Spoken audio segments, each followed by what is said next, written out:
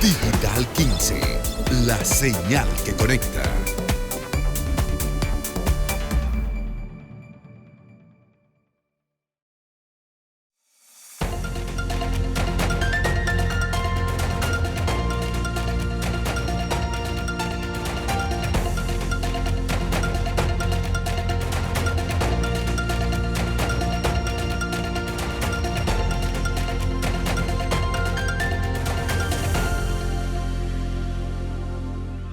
Saludos, muy buenas tardes. Yo soy Rafael Ovalles y esto es Portada Digital, que hoy viene en una línea buena, sana, de esas cosas que uno no sabe por qué le llegan en la vida como en buena armonía.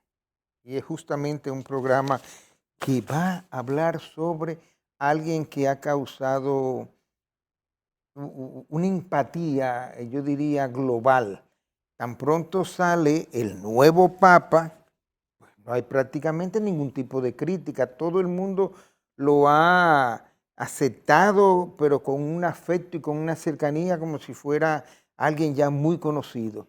Y ni hablar de su salida tras la puerta en el Vaticano, cuando comenzó a hablar en español y dijo que un saludo muy especial a Perú. Pero yo no voy a alargar mucho mi entrada. Creo que hasta aquí está más que bien porque yo tengo nada más y nada menos como invitado a Pablo Mella. ¿Quién es Pablo Mella? Muchos de ustedes deben conocerlo, sacerdote jesuita, pero es filósofo, es escritor, es teólogo. Como yo estudié con jesuitas y tenía un padre que me decía, pues se callan, que solamente con escucharnos hablar somos cultura. Ese era Foller Salgueiro. Aquí está Pablo Mella, padre jesuita. Un placer contar con su presencia y sobre todo tocar un tema de tanto interés y cómo la gente se ha vuelto de un día para otro, no sé cómo ustedes le llamarían, porque no se le puede decir papita, pero todo el mundo se ha interesado por el Papa, quién es, de dónde viene, qué estudió, qué relación tenía con Francisco, todo eso. Muy bien, pues nada, lo primero, unas buenas tardes a los que siguen su programa y para mí es una alegría poder seguir compartiendo lo que uno va aprendiendo en el camino sobre el Papa, porque como todos sabemos, es una figura relativamente discreta, aunque el hecho de haber sido elegido Papa pues lo ha puesto en la palestra mundial y ya se ha escudriñado casi que hasta la marca de pasta de dientes que usa, ¿no? Entonces, ha sido así, ¿no? Se ha convertido, claro, en una figura pública ya, y en ese sentido, pues, poco a poco nos vamos informando. Sí. ¿Sí? Padre, al margen de eso, ¿usted no tenía ningún tipo de referencia sobre este Papa, que dicho sea de paso, Agustino estuvo en La Vega, estuvo en República Dominicana, y para muchos fue no la gran sorpresa, sino la gente que lo conocía y que había tenido un trato cercano con él? Entonces, no, yo no, realmente no conocía. En las listas de papables él aparecía como en un segundo plano muy lejano. En algunas listas Casi aparecía su invisible. nombre, sí, casi invisible. Y uno tampoco, cuando iba revisando los nombres, sabiendo, no sé si usted conoce, que hay una suerte de refrán del mundo del Vaticano y del mundo de los cónclaves, que dice, el que entra papa al cónclave sale cardenal. Cardenal. No sé si conoces Sí, ese claro. refrán. Y de 135, Sí.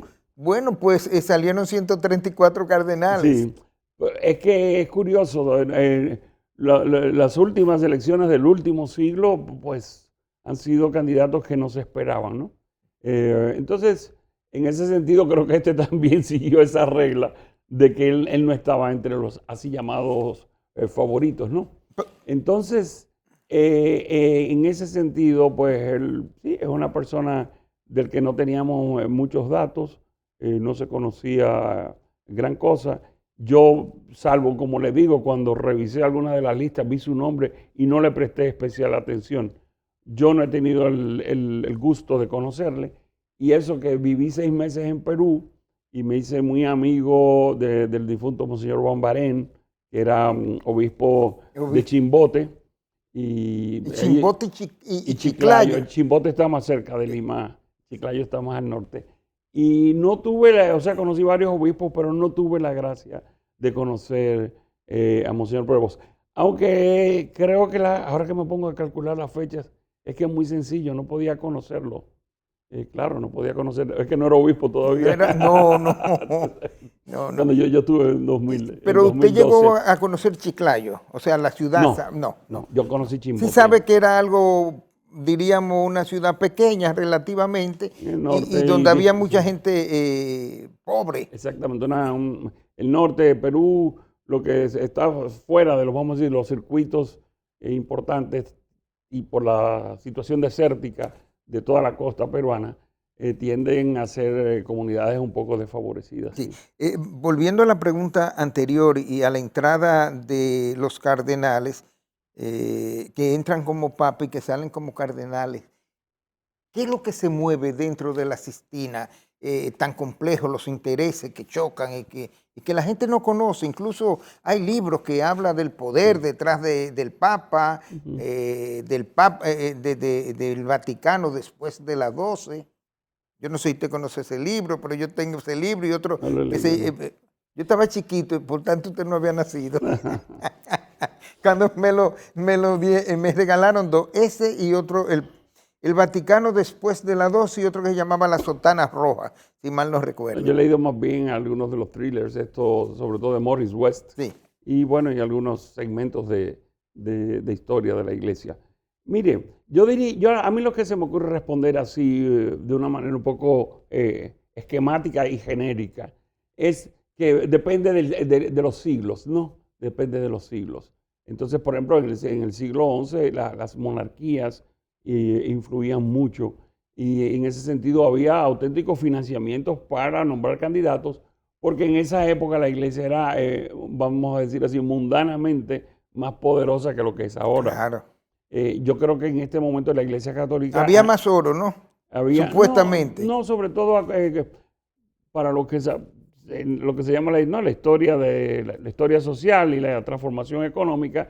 Acuérdense que en la antigüedad, antes de la irrupción de la tecnología, pues la riqueza dependía de la tierra, básicamente. Claro. Y entonces la iglesia, como tenía grandes extensiones de tierra, tendía a tener mucho poder.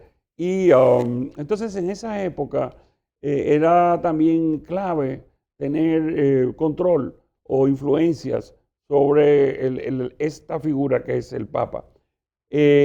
Podemos irnos más atrás, podemos irnos al siglo II, y la figura del Papa es una figura totalmente, vamos a decir, insignificante.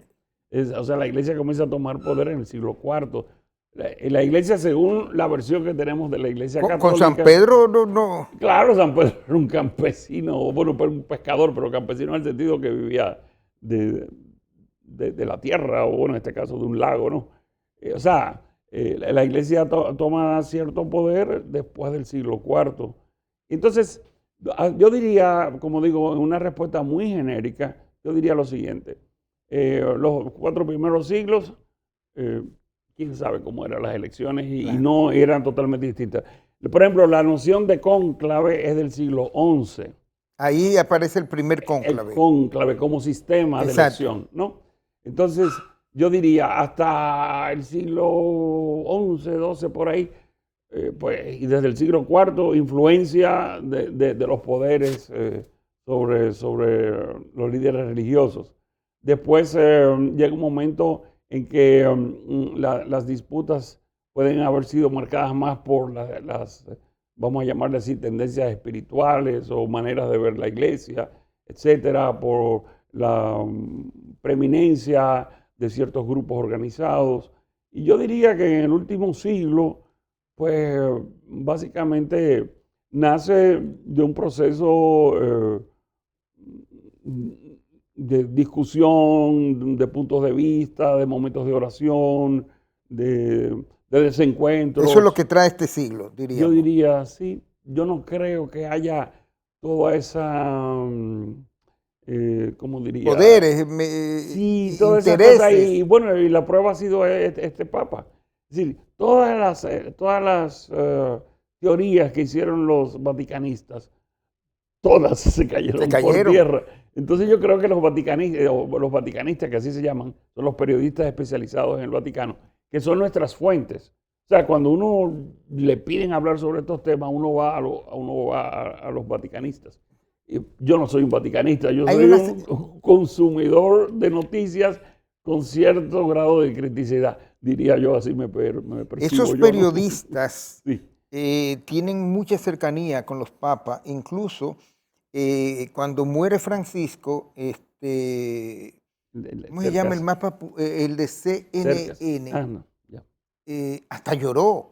Sí. Porque el Papa, él dice que el Papa para él, para el periodista, era como un padre porque le llamaba la atención y dice, me daba boche, o sea, pero en buena lid, sí, y hablaba de esa cercanía, de esa empatía que hacen esos periodistas con esos papas, que cualquiera cree que es una distancia intocable, algo intocable, y sin embargo son humanos, sí, aparte de eso. Entonces, por eso están estas relaciones de estos periodistas que usted está haciendo referencia, pero volviendo a la pregunta que me ha hecho, yo lo que entiendo es eso, que hay distintas discusiones,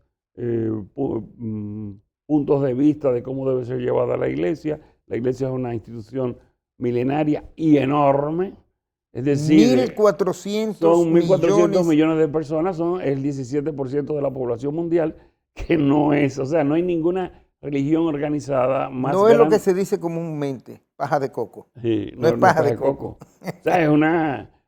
o sea, si los católicos fuéramos más unidos, articulados, ¿no? Somos unidos como... Yo creo que es tan grande precisamente por la diversidad que hay dentro de la iglesia. Pero yo diría que si fuéramos más, no sé cómo diría yo, más militarescos, que no lo deseo, es simplemente por ilustrar lo que lo digo. Uno podría hacer temblar una economía. Imagínense que un papa diga, no consuman tal producto. Una economía, no el mundo entero. O sea, tal producto, 5 días no consuman tal producto. Hunden. Son pocos los países que tienen 1.400 millones de habitantes. Sí. Pero hablando de unión de la iglesia, justamente en el día de ayer, en el inicio de la entronización, León IV decía que quería una iglesia, cito, una iglesia unida, signo de unidad y comunión que se convierta en fermento para un mundo reconciliado. Exactamente.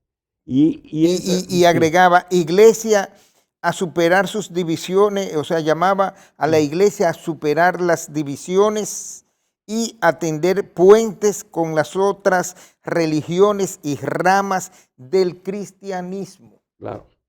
Explíqueme tus 2 párrafos. Muy bien. Lo primero, yo creo que hay distintos niveles, ¿no? Sí, claro. El primer nivel es un nuevo sentido, un sentido renovado, vamos a llamar así, de catolicidad. Es decir, la iglesia... En la actualidad, o a partir de aquí, con lo que él llama, o sea, en el concepto emitido por él. Es lo que estoy intentando explicar, es decir, la iglesia siempre desde el mensaje de Jesús, se ha entendido como que es para todas las naciones. Si algo caracteriza al cristianismo es que no es nacionalista. Yo no entiendo, por ejemplo, cómo en nuestro país hay sectores que son ultranacionalistas y han cultivado este discurso de odio, este anti-haitianismo enfermizo, y se dicen cristianos. Entonces yo no lo entiendo, porque si algo está claro en los evangelios y en Jesucristo, es que Dios es el Padre de la humanidad y de todos. De negros y blancos. Es una concepción espiritual de la divinidad totalmente universal. E inclusive en la tipología que hace Rousseau en el contrato social, ustedes van a ver que hace una tipología muy curiosa de las religiones, que uno podría retomarlas en algún aspecto, pero él habla de las religiones nacionales y dice, no, pero si algo caracteriza al cristianismo es esa universalidad. Entonces, el uno del que usted me está hablando, en primer lugar, es una relectura, una actualización de este sentido de la universalidad. Ahora bien, ese mensaje de que somos uno tiene muchas, como diría, dimensiones que se conectan con ese uno. De hecho, el lema que eligió el Papa es precisamente unum in illo uno. O sea, somos uno en uno que es Cristo. Entonces, ¿por qué elige el Papa esto?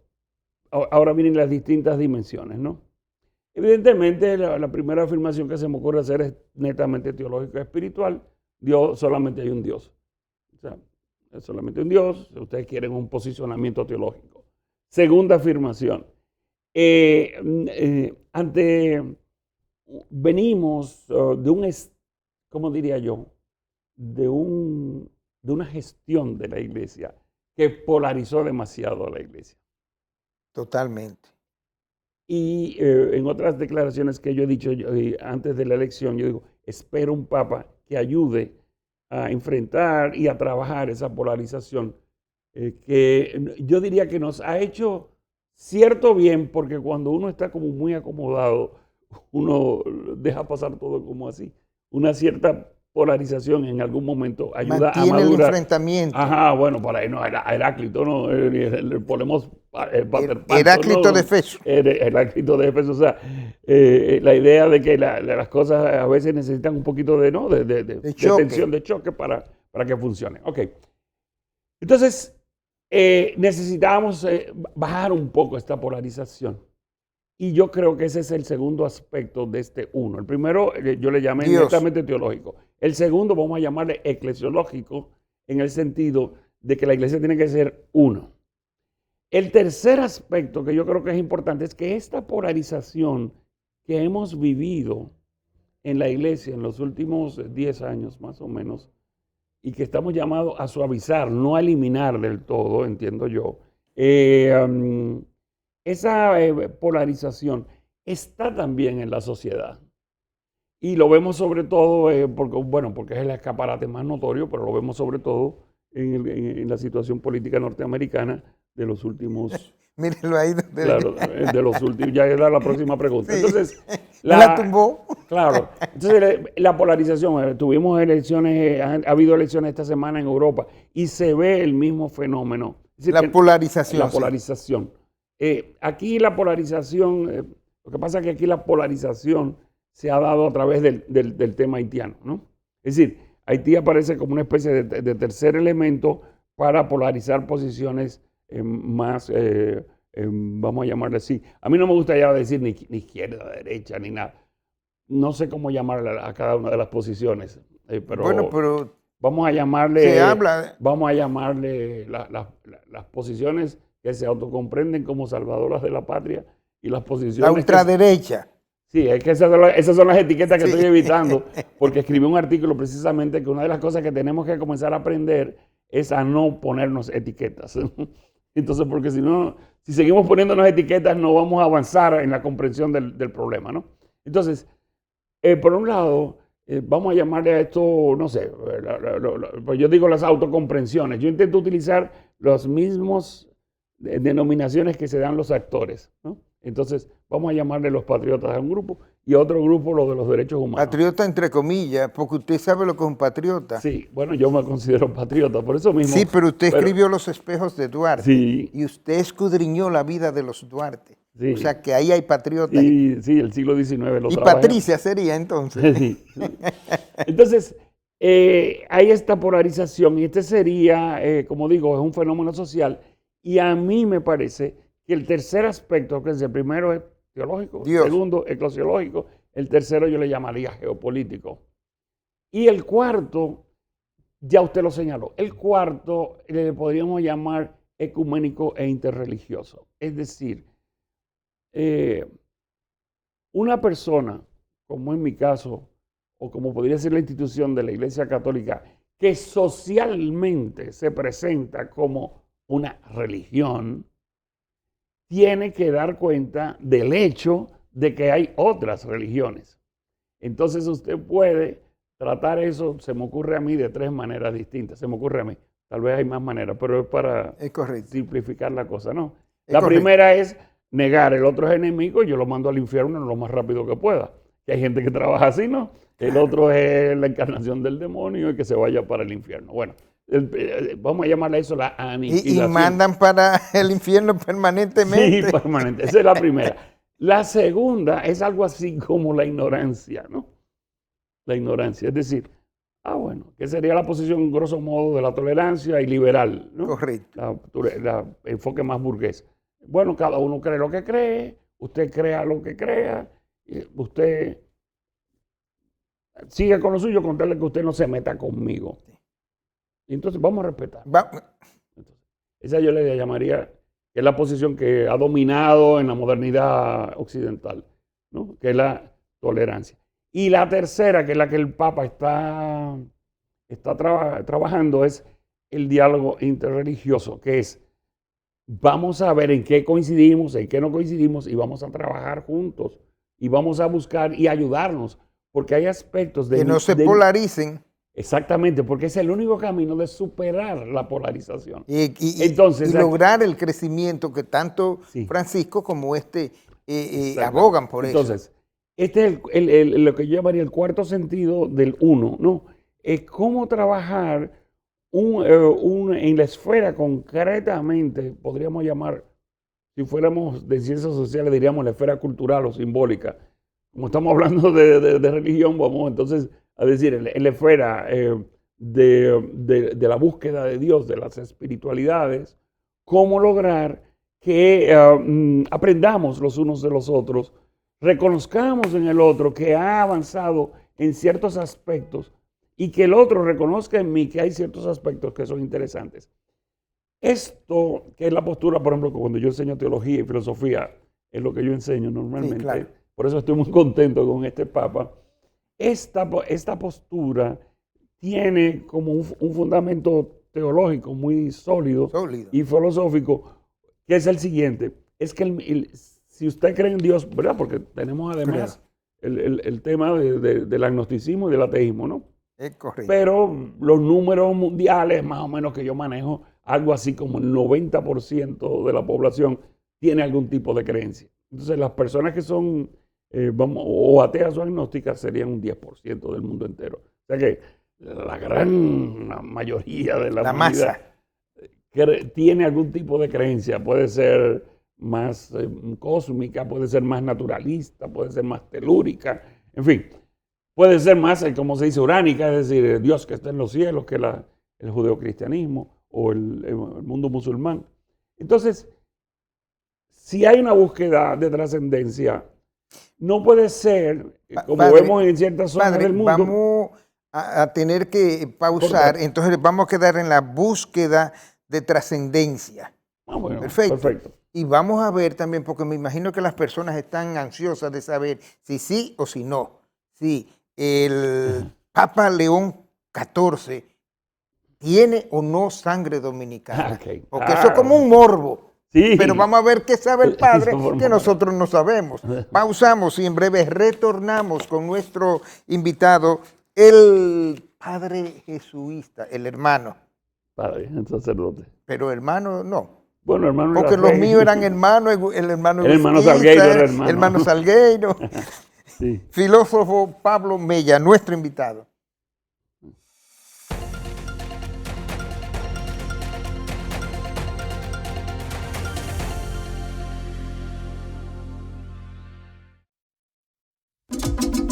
Hola, soy la República Dominicana. Soy el merengue que mueve tus pasos y la bachata que despierta tus recuerdos. Soy la tambora que late con el corazón del pueblo. Soy el sabor de un sancocho compartido, el azul que abraza la bahía de Samaná con sus majestuosas ballenas y las aguas cristalinas que besan las arenas de Cabo Rojo. Aquí, el turismo no es solo un destino, es un ritmo, un llamado a descubrir, a respetar, a sentir. Porque cada sonrisa que encuentras, cada rincón que exploras, es un pedazo del alma que cuidamos con esmero. No vengo solo a sorprenderte, vengo a contarte que quien llega no solo se lleva recuerdos, se lleva un pedacito de nuestra esencia que lo acompaña para siempre. República Dominicana, reservada para el mundo. Banreservas, firme aliado del turismo dominicano.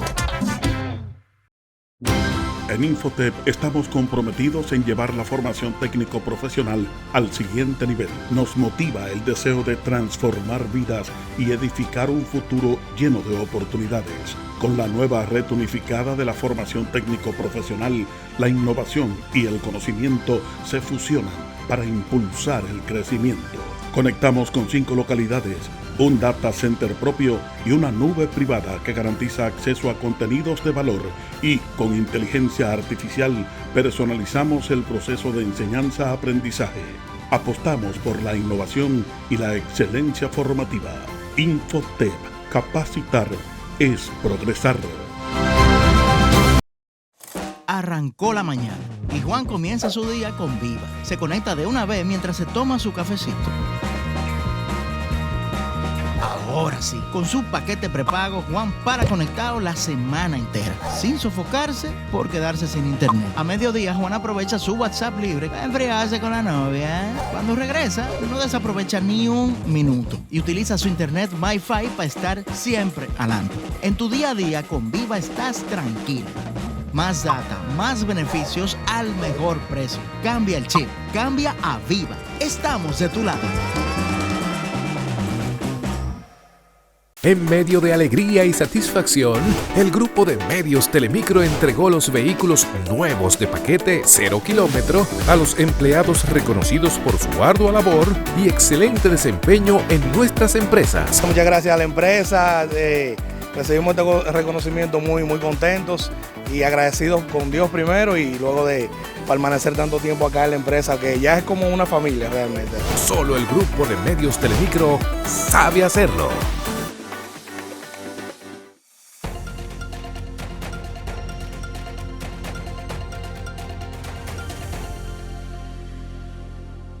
Bien, retomamos nuestra entrevista con el padre Pablo Mella. Cuando nos fuimos a la pausa, usted hablaba de la búsqueda.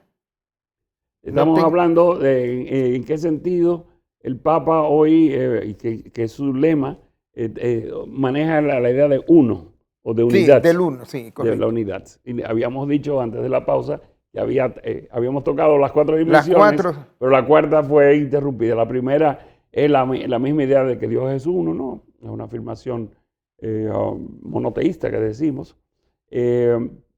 La segunda es la unidad que necesita la iglesia hoy día. La tercera es la unidad que necesita el mundo. Y la cuarta es el hecho de que en la búsqueda de Dios hay distintos caminos, ¿no? Y entonces, aquí es que viene una noción importante que está manejando este Papa, que también la aplica a la iglesia, que es la unidad en la diversidad. Entonces, decíamos ¿no? que los seres humanos buscan trascender, buscan espiritualidad, que decimos, ¿no? Buscan sentido de la vida, lo buscan de distintas maneras y esas maneras se organizan en lo que llamamos religiones. Entonces, ¿cuál es la religión verdadera? Y aquí viene una discusión. Y decíamos que llegados a este punto, había grosso modo 3 posibilidades de relacionarse. La primera era la negación del otro, que es dicho claro, que esquemáticamente es mandarlo al infierno, ¿no? Y la aceptación, que es lo contrario. La segunda es el respeto tolerante, que es la ideología burguesa liberal. Y la tercera, que es la que ha adoptado el Papa actual, y es la que yo defiendo también, el diálogo interreligioso. Entonces, es reconocer que en tu búsqueda, inclusive Aristóteles lo decía en la metafísica, lo decía sobre la verdad, en tu búsqueda hay algo de verdad. Hay algo de verdad. Hay algo. Pero tú no eres el que puede decir que eres dueño total de la verdad. Entonces, en ese sentido, ahí fue que nos vino la interrupción. Nadie puede decir, y yo decía, hay un fundamento teológico sólido para afirmar esto, que puede agotar el misterio de Dios. El misterio de Dios siempre nos trasciende. Cualquier cosa que digamos de Dios es insuficiente. Y eso forma parte también de la teología católica. Eso se llama, voy a utilizar una palabra un poco rarita, teología apofática. ¿Qué significa apofática? Apofansis es una expresión? Una aseveración, o sea, una especie de proposición que admite ella misma que queda fuera más de lo que ella contiene. Filosófico. Claro, Totalmente. pero si usted se pone a ver cuántas cosas estamos dejando fuera en esta conversación sobre el Papa. Y la que tendremos que dejar. O sea, estamos hablando de una ínfima parte de la realidad. Claro. Lo mismo podemos decir del misterio de Dios. Cualquier cosa que digamos de Dios, hay más lo que queda afuera por comprender que lo que usted puede verbalizar o, vamos a decirlo, no en sentido negativo, ritualizar. Porque ¿qué son los ritos religiosos sino la expresión de la búsqueda de Dios en comunidad a través de unos signos sensibles, que normalmente el más común es el canto y la alabanza, ¿no? Correcto. Entonces usted ve estos cantos, incluso ahora me vino explicando esto, esta especie de pseudo religión en la película Avatar, ¿no? En Avatar. Entonces, usted ve que es una suerte de cristología espacial lo que hizo el guionista, pero ve que son los elementos básicos de la religión, un poco cósmica, porque no, el cuerpo se une a través de la colita con las plantas y no sé qué, pero en realidad toda la simbología de Avatar es religiosa, ¿no? Sí. Entonces, al buscar al uno, que es una categoría también filosófica, Sí. al buscar ese uno, esa armonía, esa unificación, hay distintos caminos. Y esos caminos, cuando se formulan a partir de líderes distintos, le llamamos religiones o culturas distintas. Y cuando es dentro de una misma búsqueda, énfasis, acentos, etcétera, le llamamos espiritualidades. Volviendo más de lleno al Papa León XIV, de su periodo, de su papado, ¿qué se puede esperar uniéndolo del diálogo interreligioso? Sí. Y por otra parte... Usted me va a dejar que yo... Sí, cómo no. Es que yo vine con una Claro, nota. sin eso ahora Es que ya no esto podemos. como esto es tan, El tan Papa novedoso. también habla de Sí, eso. lo que Sí. pasa es que yo preparé... Yo espero que hable del daño Sí. que está haciendo eso. No, sobre todo. lo que pasa es que es una cosa que yo escribí. Ah, ok. Entonces, como tiene 4 Pero- ideas distintas, todavía lo escribí tan fresquito que fue hace una hora que lo escribí. Y la unidad de la diversidad también. Tenemos que hablar es que un de eso es toquecito. que voy a hablar. Ah, perfecto. Ok. Dele Entonces, no para es que adelante. este texto lo acabo Usted de me ha escribir. tumbado toda la pregunta, estamos bien. No, que lo acabo de escribir. Sí. Entonces, este es mi texto. O sea, no Ok. estoy leyendo precisamente. El Papa recibió antier a un grupo de intelectuales católicos de una organización que se llama Centésimos Annus Pro Pontifice. Es una organización que estudia la doctrina social de la Iglesia. Esto es muy importante porque el eje, y por eso él elige el nombre de León XIV, es porque él se entiende como el actualizador de la figura de León XIII, que es el fundador de la doctrina social. No era de la buscando a Iglesia. León, era 13, a León 13. León, es que El ya lo anterior. ha dicho. Sí, el anterior, pero él lo ha dicho. Se pudo haber inspirado, por ejemplo, en León I que enfrentó a Atila, pero no se inspiró en ese, ¿no? No. O sea, pudo haber dicho un papa como que dice, yo voy a enfrentar el mundo que viene con... No. Él, Es más realista. Y No, es él más sí- social también. Eso es. Este es el punto. Él optó por hacer una continuación del papado de León XIII. Es decir, una iglesia preocupada por la justicia social en el mundo. Son énfasis. El concilio, sí. Vuelvo a decir, son énfasis. Después vendrá por otro papa que esté más preocupado por otra cosa.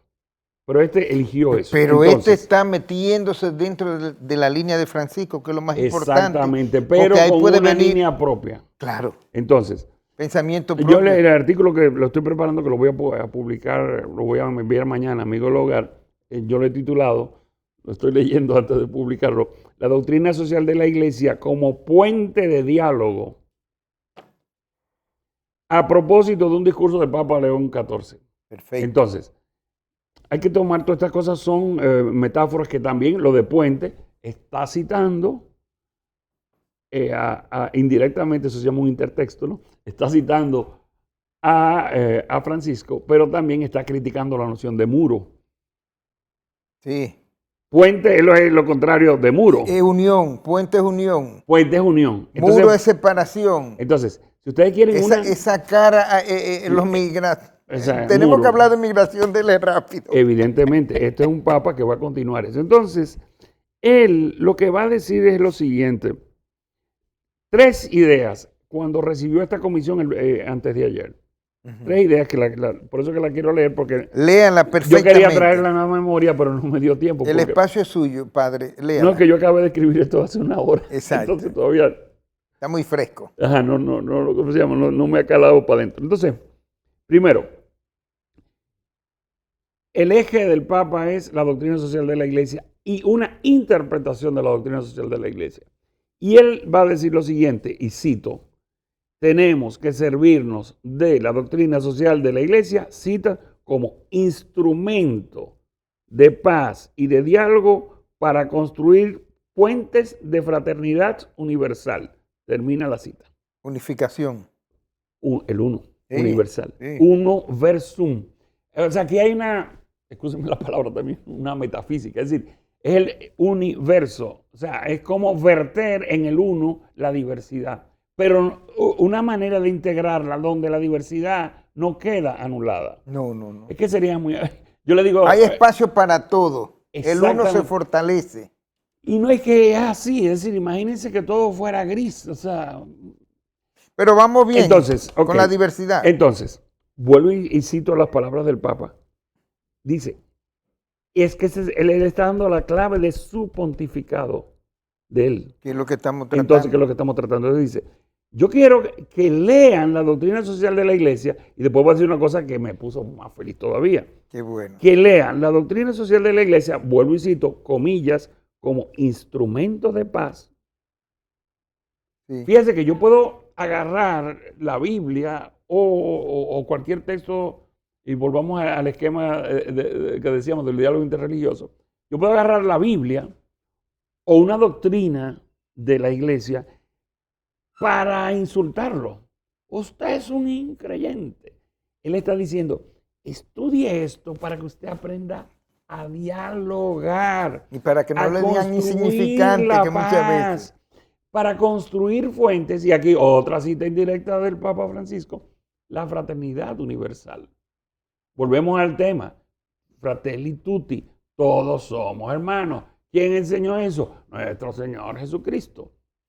Ok, esta es la idea central de lo que él dijo. Ahora, eso lo va a dividir en 3 puntos. Primero, el reconocimiento, esas son palabras, bueno, es una paráfrasis, es un comentario mío. Primero, el reconocimiento de que vivimos en una policrisis. Policrisis. Un neologismo se acaba de inventar. Exacto. Nosotros siempre hablamos de que hay una crisis. No, hay una policrisis. Es decir, una situación crítica que tiene distintos aspectos y distintas dimensiones. Eso es lo que el Papa Francisco llamaba el poliedro.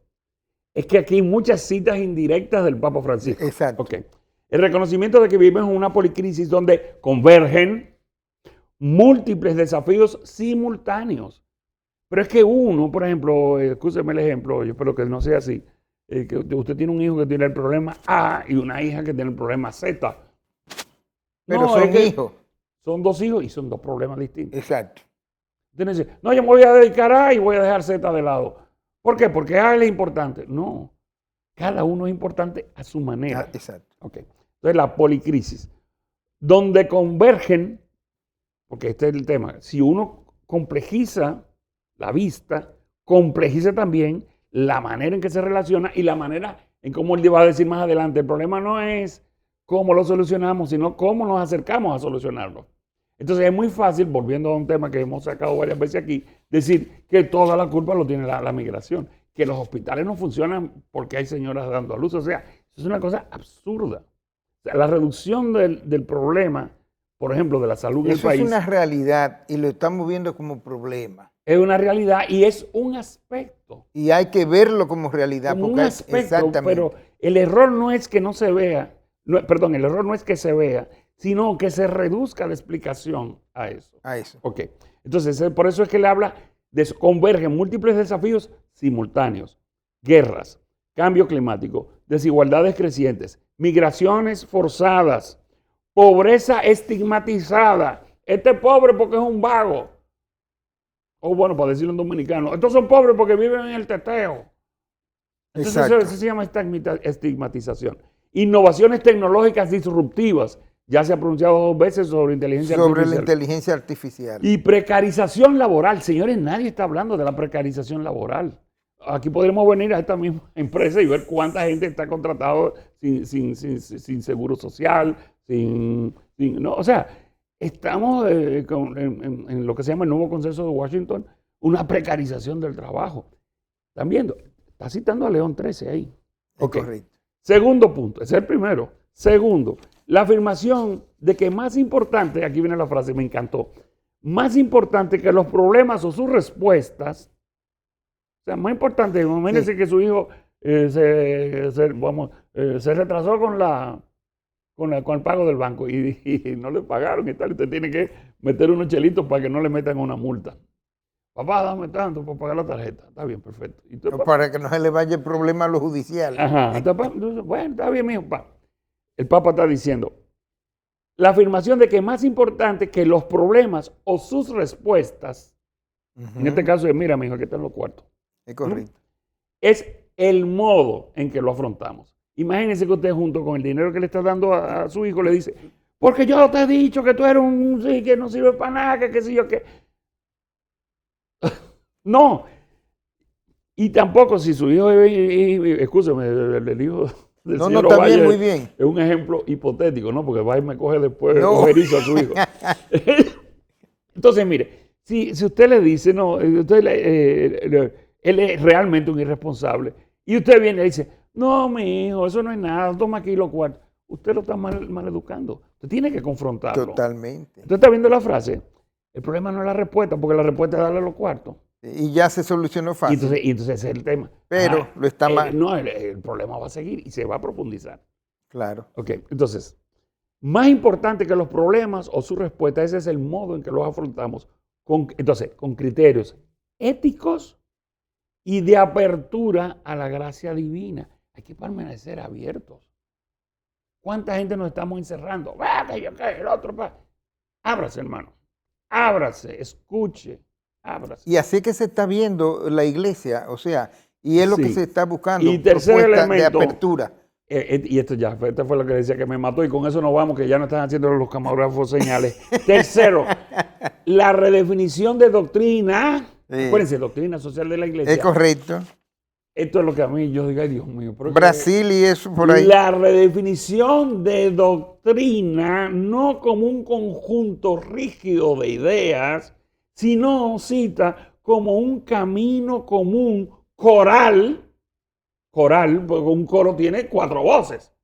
No es una voz, la voz del líder. Yo estoy siguiendo lo que dijo el señor presidente. O sea, me da una rabia ver amigos míos. El barítono, el tenor, las diferentes. Lo que dijo el señor presidente.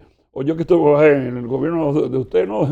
Cuando íbamos a las discusiones de educación. No, que lo que dice el presidente Medina. Digo, no, los que sabemos de educación somos nosotros. El presidente Medina sabe de política, de bregar con nosotros, la diversidad. Pero que no venga, bueno, pues dar su opinión como ciudadano. Claro. Pero lo que estamos trabajando aquí es como que yo me ponga y le quite a los camarógrafos aquí la cámara, todo se va a desenfocar. El filósofo camarógrafo. Sí, exactamente. Entonces, no como un conjunto rígido de ideas, sino, cito, como un camino común, coral e incluso multidisciplinario hacia la verdad. Volvemos al 1. Claro. Pero en el camino, yo no puedo decir que yo tengo toda la verdad. Jamás. Jamás. Bueno, a mí esto... Me lo manda cuando lo publique. Sí. Vamos a pausar, pero antes de irnos, en 3 palabras, ¿es o no es sangre dominicana el Papa León XIV? No sé todavía. No. 3 palabras. Vamos a ver si agrega alguna cuando retornemos. El padre Pablo Mella.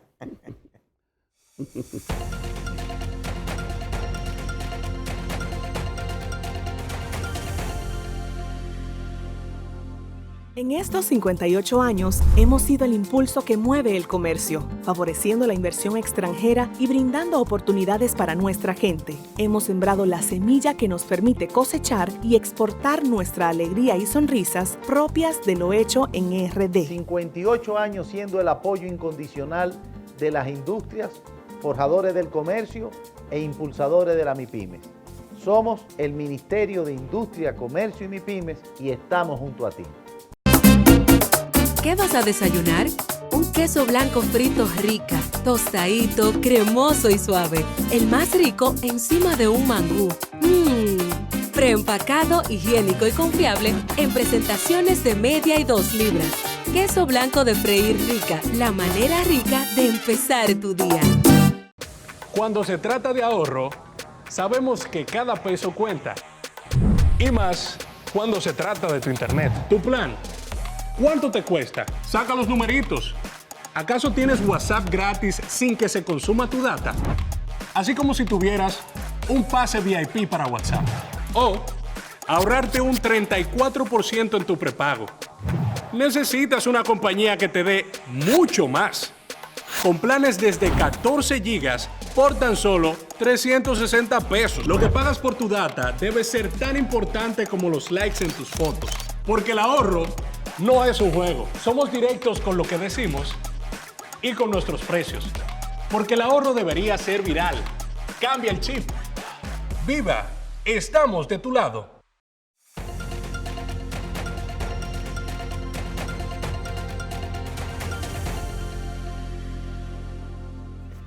Bueno, el tiempo muchas veces es enemigo de las cosas buenas. Y creo que ahora nos quiere traicionar, pero hay varias cosas. Por ejemplo, hablábamos de la polarización en sentido general y me trajo colación que nosotros también estamos polarizados políticamente, no solamente en los Estados Unidos, todo lo contrario. Desde Estados Unidos, Trump lo que quiere es justamente eso, es una estrategia global, es una estrategia política. Sí. ¿Cuál sería el mejor mensaje para nuestros políticos?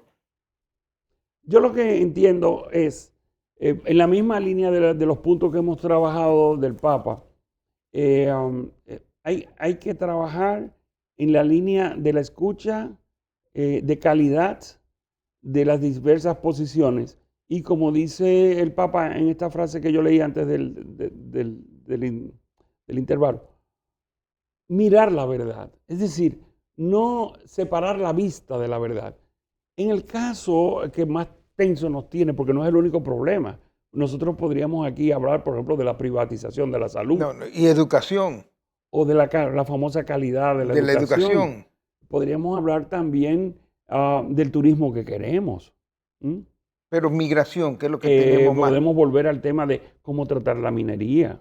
Ese tema está caliente. Entonces, pero el tema que más nos polariza es el tema migratorio. Ahora bien, quiero repetir una idea que he dicho en distintos medios.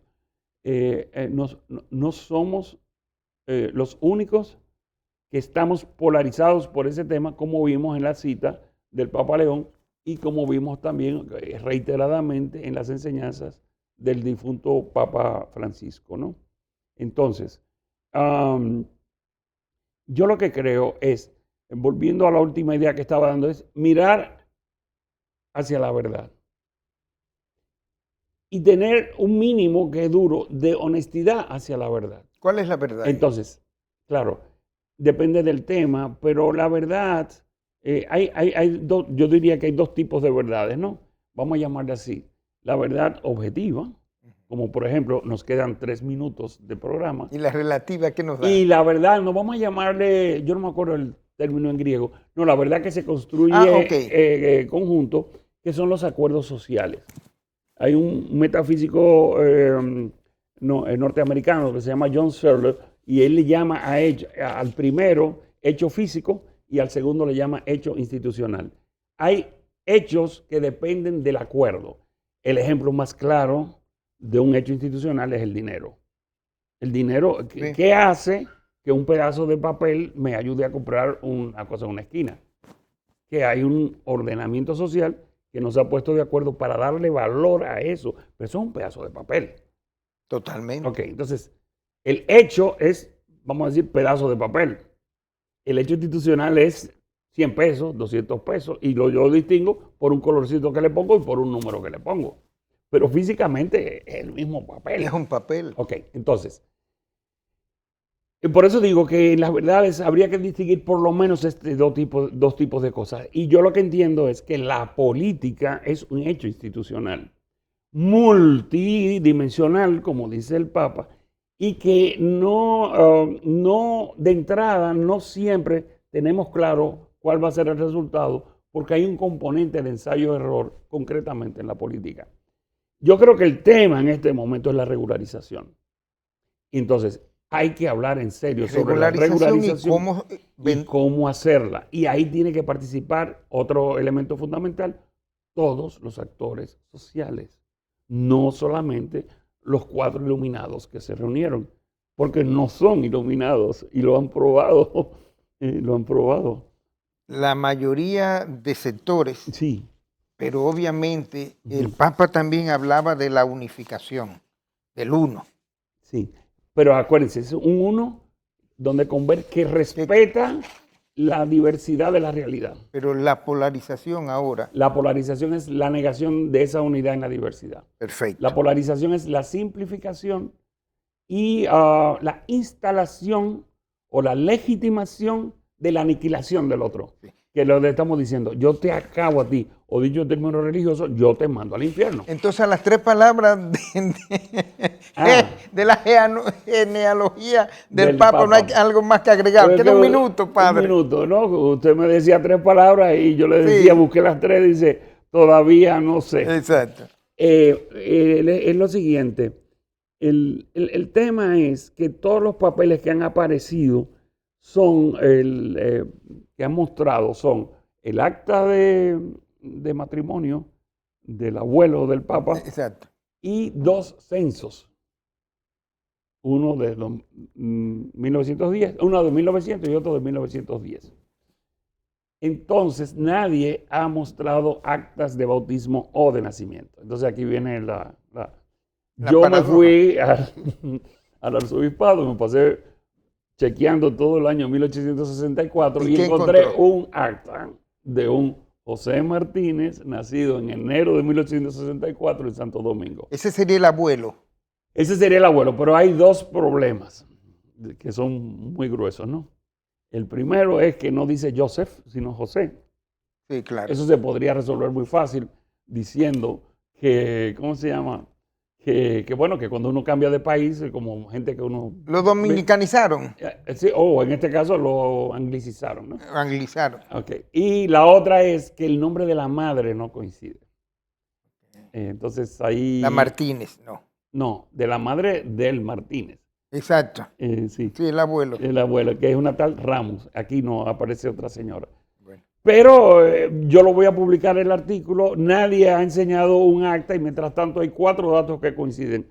El nombre de él, el lugar, el año y el mes. Perfecto. Que no está mal. De todas maneras, siga investigando y también lo del Papa nos ha quedado corto. Yo creo que usted, aunque no quería, pero yo creo que usted debe comprometerse con nosotros porque también hay que hablar de los espejos de Duarte, hay que hablar de esa parte... Sí, eso es vital en estos momentos que estamos hablando tanto de la polarización. También vamos a hablar del nacionalismo, que no es el nacionalismo que se está manejando de la manera populista. Gracias al padre Pablo Milla, hermano jesuita, usted también por haber compartido con nosotros esta hora de Portada Digital. Yo soy Rafael Ovalle, como siempre mañana a las 6, Dios mediante, estaremos con ustedes.